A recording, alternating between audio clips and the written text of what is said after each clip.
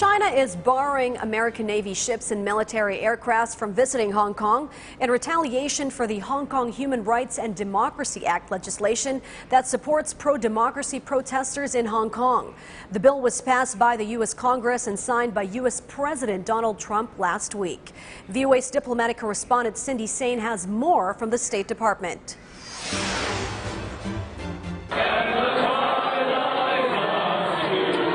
Protesters marched to the U.S. consulate in Hong Kong Sunday and sang the American national anthem to thank President Donald Trump for signing 2 bills into law that would ban exports of anti-riot munitions to China and impose possible sanctions on Beijing based on its handling of Hong Kong.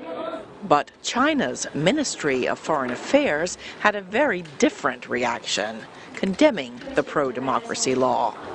In response to the unreasonable behavior of the U.S., the Chinese government has decided to suspend reviewing applications to visit Hong Kong by U.S. military ships and aircraft starting Monday. In addition to the action on ships, China said it will also take sanctions against some U.S. non-governmental organizations for their role in the disturbances in Hong Kong, including Human Rights Watch and the Freedom House.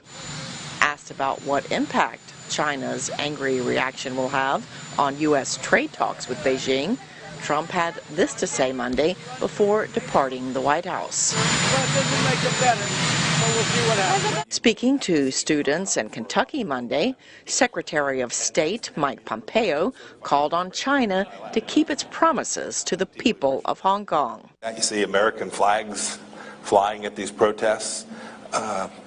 They want what you all want, what our next generation of Americans want. They want freedom, the chance to raise their families, to practice their faith in the way that they want. The commitment to permitting that was made by the Chinese Communist Party. Pompeo and other senior U.S. officials have repeatedly called on the Chinese government to honor its promises to the Hong Kong people, who say they want the freedoms and liberties that are promised in the Sino-British Joint Declaration, a UN-registered treaty.